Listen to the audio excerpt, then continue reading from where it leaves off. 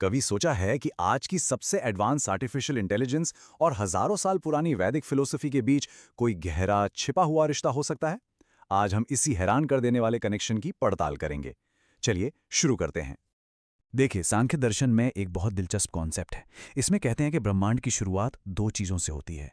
एक है प्रकृति, मतलब कच्ची अनफॉर्म्ड पोटेंशियल, और दूसरा है पुरुष, यानी वो चेतना, वो स्पार्क जो उसे कोई आकार देता है। अब इसे एआई की दुनिया में रखकर देखें।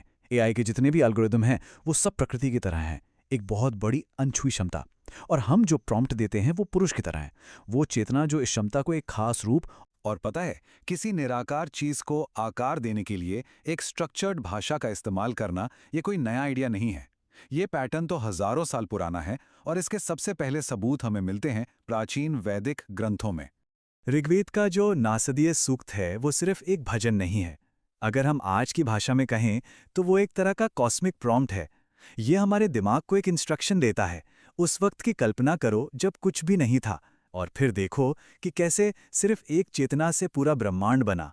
ये असल में शून्य से सृष्टि तक की कल्पना करने के लिए स्टेप बाय स्टेप निर्देश हैं। तो देखिए यहाँ पर इरादा कितना मिलता जुलता है। एक तरफ हमारे पास संरचित शब्द हैं जो दिमाग को एक विचार को असलियत में बदलने का निर्देश देते हैं, और दूसरी तरफ हमारे पास संरचित शब्द हैं जो एक मशीन को एक डिजिटल इमेज बनाने का निर्देश देते हैं। भाषा बदल गई, मीडियम बदल गया, पर वो जो मूल पैटर्न है ना, वो बिल्कुल वही है।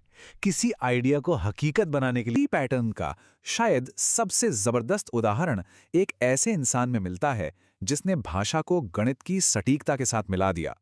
जी हाँ, हम बात कर रहे हैं आर्यभट्ट की। तो ये आर्यभट्ट थे कौन? देखिए, वो कोई आम गणितज्ञ नहीं थे। उनका ग्रंथ आर्यभट्टीय सिर्फ सवालों के जवाबों की लिस्ट नहीं है।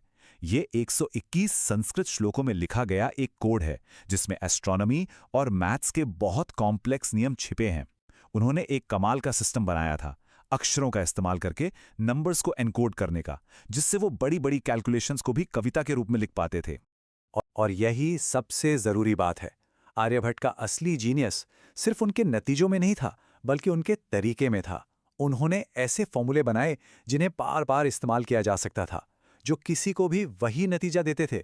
ठीक वैसे ही जैसे एक अच्छा एआई प्रॉम्प्ट एक मशीन को एक खास आउटपुट बनाने का निर्देश देता है। तो चलिए इसे एक असली उदाहरण से समझते हैं। देखते हैं कि उन्होंने पाई की वैल्यू कैलकुलेट करने के लिए अपना कोड कैसे लिखा। ये जो श्लोक आप देख रहे हैं, ये सिर्फ कविता नहीं है। ये एक बहुत सटीक एल्गोरिदम है जो लगभग 1500 साल पहले लिखा गया था। हाँ, देखने में थोड़ा मुश्किल लग सकता है, लेकिन इसके अंदर जो निर्देश छिपे हैं वो कमाल के हैं। जब हम इस पोएटिक इंस्ट्रक्शन को डिकोड करते हैं तो हमें एक बहुत ही सरल स्टेप बाय स्टेप प्रोसेस मिलता है।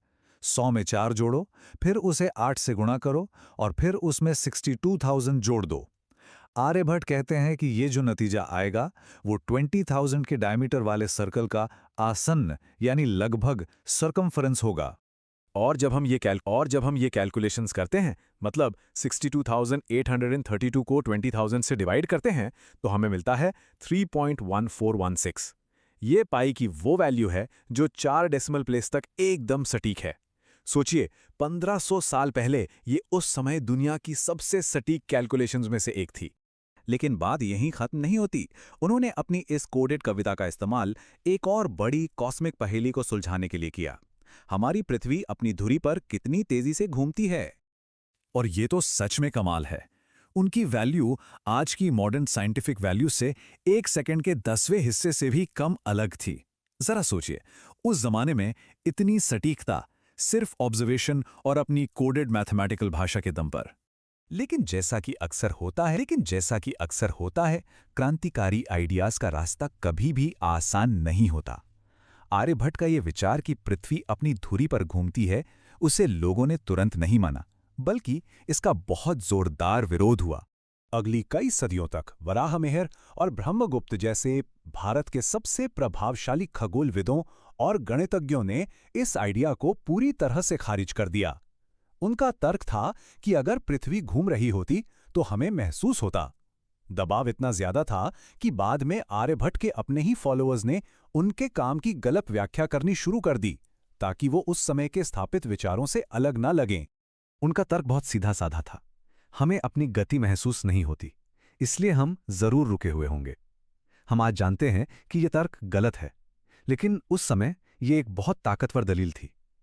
ये हमें दिखाता है कि कैसे एक क्रांतिकारी सोच और पहले से चली आ रही मान्यताओं के बीच हमेशा एक संघर्ष होता है। तो ये सारी बातें हमें आज कहाँ ले जाती हैं? ये हमें वापस उसी सुनहरे धागे पर ले आती हैं जो इन सभी आइडियाज़ को एक साथ जोड़ता है। जब हम थोड़ा पीछे हटकर देखते हैं तो एक पैटर्न बिल्कुल साफ नजर आता है।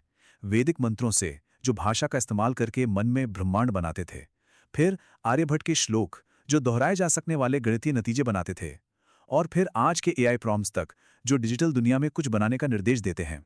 यही तो सबसे अहम बात है।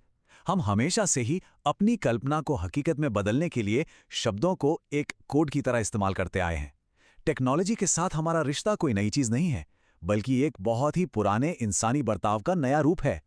हजारों साल पहले ये शक्ति कुछ ऋषियों और गणितज्ञों के हाथ में थी।